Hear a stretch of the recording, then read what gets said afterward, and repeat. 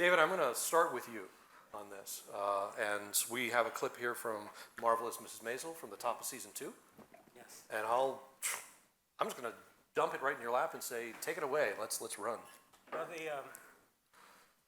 in the show, we've kind of been known for our complicated camera moves, and it's sort of a style that developed actually over the course of this first 2 seasons. Season 1, we did a shot where we did a technocrane disconnect from a movie, which is something that hadn't started to being done in the industry, but was pretty uncommon. And Larry McConkey had worked out a electromagnetic release system in his garage, basically, so that he could attach his movie to the technocrane and then pull the pin and the thing would disconnect. And he's a mechanical genius, so he spent all his time tweaking this thing. And we did this scene in a Copacabana set where we pull back from a drummer across the heads of dancers, and then we disconnect the movie and then walked through the tables with a waiter and out a door into a kitchen area. We call it the reverse Goodfellas shot because we ended up in the kitchen. So that was the first season. So in the second season, Amy Sherman-Palladino wanted a shot where we were steady camming in the B. Altman department stores. And she wanted to follow a letter being delivered and go down a mail slot and follow the mail through the slot and end up on a mail cart that's being pushed past a receptionist room, and then go into the switchboard room and find Midge, and then keep up with Midge as she rolls her chair back and forth between all the women. And she was very concerned that the camera would not be able to keep up with her if she pushed off on her chair and it rolled across the room. You know, she didn't want the camera to be late or any of that stuff. So we had to convince her that the camera could move as fast as she could move. And once I saw the size of the set, I said, it's not as hard as you think, because even if I just, if it's a 6-foot push and she's fast, if I extend my arms with the camera here and I pull back, I'm already halfway through the move by the time I get here. It really depended on whether we were chasing or backing up with her and in the chair. But she choreographed it with a choreographer, all the chair movement. They got dancers to play the switchboard operators. Once they worked out all the ping-ponging of the chairs, the question was how to get the camera to move among all these women with the switches. And so we decided to try the movie for the shot. The question became, do we try to run along the backs of the heads of the switchboard operators, or we try to run the gap between their noses and the switches, where they're all putting cables? And I was worried about not only the camera getting caught up in a phone cable, and whether we actually had to do any CGI work, like have them fake and put a cable in post, which we didn't. And the other issue was how to light their faces, because the set just had a fluorescent bulb over the center of the room, so I knew that would light the backs of their heads, but their faces would be facing a wall. So I looked at some historical footage, and sometimes switchboard operators had little desk lamps. They called them task lamps, but because they had to write memos and take notes and stuff. So I asked them if they could put a little task lamp for every operator to light their faces up, basically.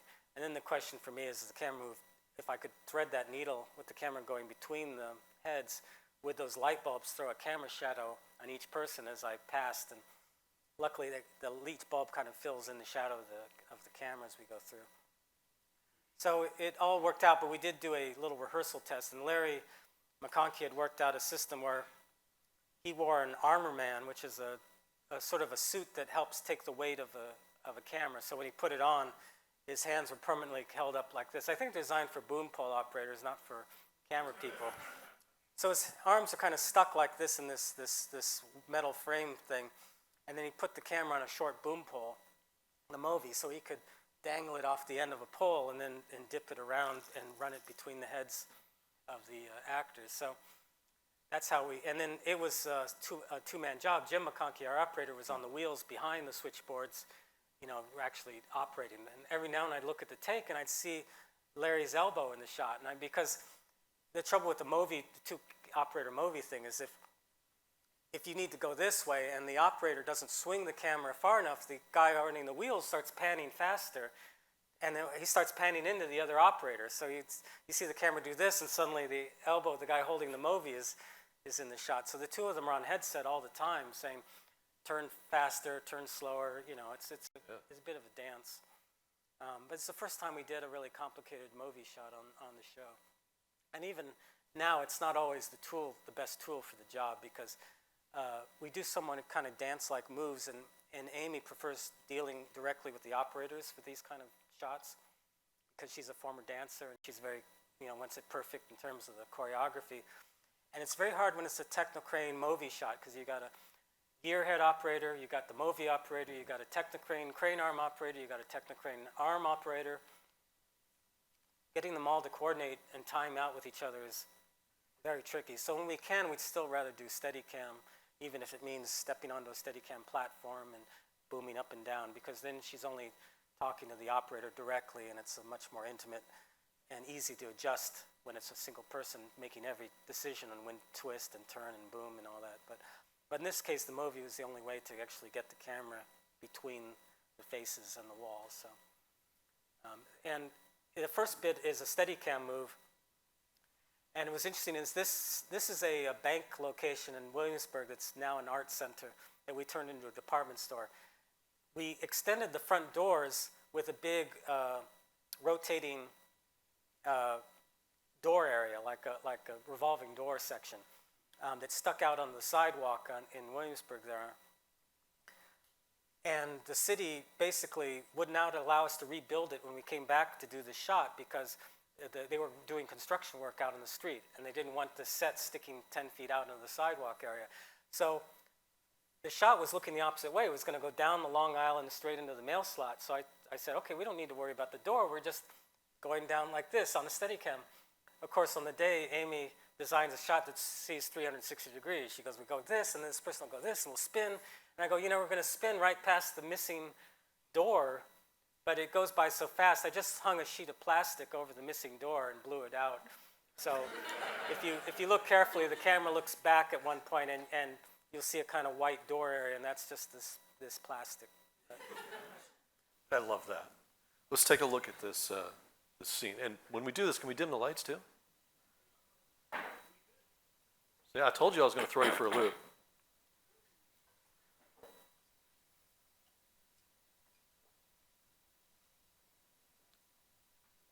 But this opening first part shows you what Amy will take what was supposed to be a simple Steadicam move and find a way to make it harder. Yeah. But she creates so much energy by these kind of 180, 360 flips she does, You want your sister called it, brother, where no cheese imported, just leave everything to me. If you want your roof inspected, eyebrows tweezed, no bills collected, just leave everything to me. If you want your daughter dated or some marriage consummated, everybody else leave me. If you want your husband spotted, boyfriend fresh, no chicken potted, I got the range for me.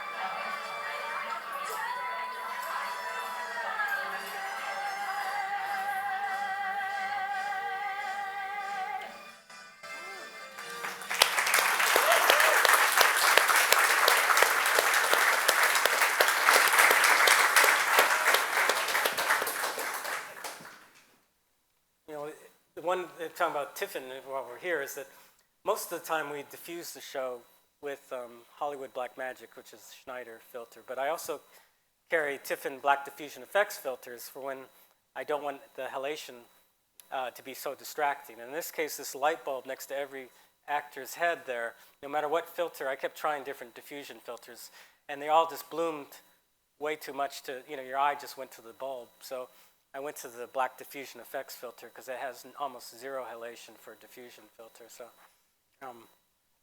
it was just enough to soften the way the show is supposed to look, but without getting this flary effect. So. Very nice. I really like you bringing it back to Tiffen, too. You got the Steadicam in there. Yeah. You got the filter in there. It's good. So it's 3 different locations that you're piecing together in here. The shaft, obviously, the upper shaft floor. Is CGI. Shaft, totally CGI. Yeah, so it's just the bank building that's dressed as the department store and this switchboard set. But the switchboards were real switchboards. They found a person who collects period stuff, and so these are working switchboards from the period. They don't go anywhere, obviously, but the lights and everything work. So that was a little limiting on the light bulb thing. I said, I need a light bulb every one thing. They said, we can't drill into these things. But they managed to mount that bulb onto every face somehow. They found a little strip of metal they could wedge the bulb into. In post, they ended up changing some of the order of the lights flipping because, we did a lot of research on actually how do you take a call and how it all works, and it was very complicated. But for the 6 people watching who would know. Right. But visually, and I dug up all the old movies of switchboard scenes just to get a sense, like, North Side, what was that, Jamie Stewart film, the murder, North Side 5-7, whatever. North by Northwest? No, Oh. it was Oh, North Side something, 277 something. oh, yeah. Anyway, it begins on a switchboard, but visually, the idea is there's a certain amount of chaos that builds and builds and builds. So Amy wanted the lights to match the emotions of the scene. So the visual effects person had to sit there and sort of create new lights going off and on and have it kind of build and come down again to match the kind of tempo of the music and everything. So it's subtle, but she augmented what was there basically in terms of the lights going off and on. What is your camera package? It's a Lexa Mini with Primo lenses.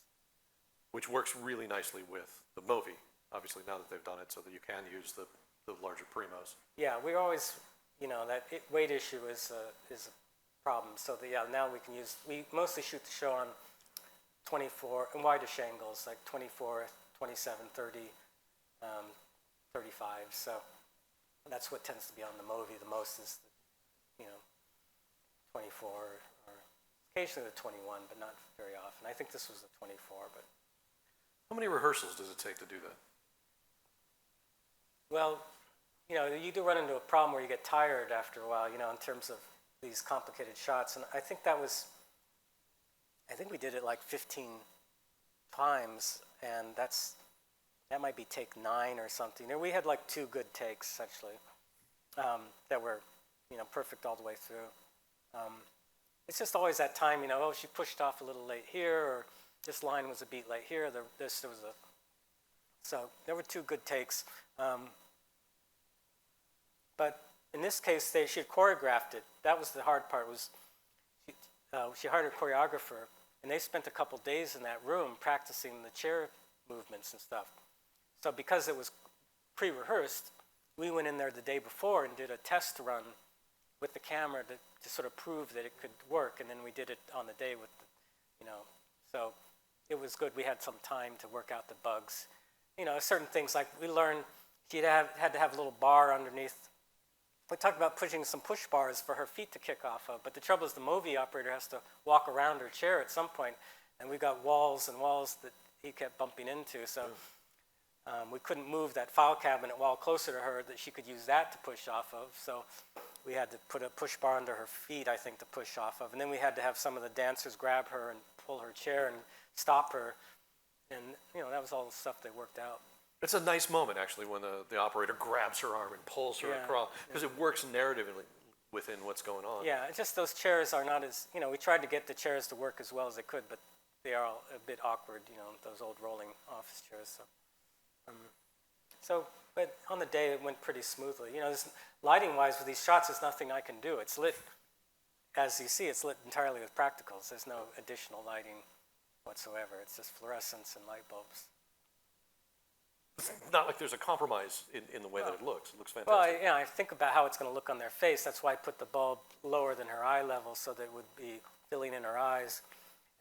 When she turns to the fluorescent, she's a little bit top lit, but luckily she's at the back end of the row, so she's more front lit by the fluorescence than top lit by the fluorescence. I did want a color temperature difference. I gelled the fluorescence a kind of cyan color because the story point is that she used to work upstairs in the beautiful makeup counter, and she got kicked downstairs to the switchboard room. So I wanted the basement to be a bit dingier, and even though the production designer had painted it all in creams and browns, I had imagined in my head something very blue and gray, just so it did look different from the upstairs stuff. So that's why I put the blue-green fluorescence into the set, just to make it feel a little uglier in a sense. But it still had to not be unattractive on the faces of the actors. You ever get a little push and pull on that when you are going against what the production designer has done? No, I mean, in this case, I didn't go that far. I don't think he was concerned about the color of the fluorescence or anything. It's just that he picked this color scheme, and I had to work with it. Sometimes I do ask him ahead of time. Like we have a lot of scenes and episodes with bars, like they're going to a nightclub here and bar here, and I always ask him, how are you going to dress the set? Because, at some point you run out of color schemes for bars. You're like, well, I just did that jazz bar in red and orange. Maybe this one I'm going to do in blues and greens or purples. But, if you imagine I'm going to do a blue jazz club and you find it's all red brick walls and red leatherette seats, you go like, there's no point in filling this space with blue light. It's just, everything's red. It's just going to look weird, people in blue light and red booths. So you don't want to fight the location or the space too much. So that's where I have to embrace it. But in this case, I felt I could get away with the colder fluorescent look, just so that you felt it was a subterranean kind of space. The tightness of it helps that as well. Yeah. They're all cramped in this little room. I can't, wrapping my head around the fact that you're hand-holding this movie in between their heads and this tight little space. There's a boom pole, but there's the movie operator, there's the grip who's safety in the movie operator, and there's a boom operator because there's sound in this scene and they always want to boom mic everything. So I've got three people having to run up and down these aisles and get out of each other's, because the camera keeps flipping 180 degrees and looking back at everyone. So everyone's got to shuffle and get behind camera each time, and then it spins around. They have to shuffle and get behind, and all these chairs, and a lot of these dancers had to just clear out of the way of the camera. There are points where, three of them have to just roll out of the way, and the movie operator, and then as soon as he spins back on them, they have to roll back into position and be already in mid-conversation, pulling cables as if they were there the whole time. So if you look at, there is some behind-the-scenes footage online somewhere where you can see the women getting out of the way of the camera and the boom and getting back into position before the camera spun around on them again. So they have very tight quarters. Amy throws a lot of this stuff at you. Yeah, all the time. Is that, I imagine that's part of the appeal, right? For something like this, there's a constant challenge and there's a constant new thing to achieve or to a new problem to solve. Well, I remember John Bailey once said that every time you move the camera, you're going to compromise lighting and composition. So the camera movement has to add something to make up for what it's taking away, essentially. So if the camera movement is adding emotion or energy or that sort of thing to the scene, then it's a positive.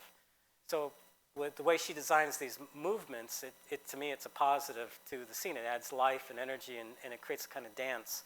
So the fact that I can't get the lighting perfect all the time or whatever is something I have to live with, but it is a challenge, and sometimes I do better than other times, but I don't mind the challenge. Every now and then I would like to just get a nice, simple, shot to do, but it's funny, is on the show we have, I'd love to just a reel of phone call scenes, because we have a number of phone call scenes where the production designer has to build a set just for the reverse side of the phone call. And so, you know, she calls up the milkman because she can't afford the milk bill, and we have a little set of a milkman office, you know, and a guy's by a desk, and I've lit him beautifully with the window light and all this stuff. And I have, those are like those times where I can just really light a shot, because all it is 2 walls and a guy on a phone, and I can do, you know, I can light it as perfectly as I want, because there's nothing that can't pan off. It's already, we've already shot the reverse side of this call. There's no camera move, you know.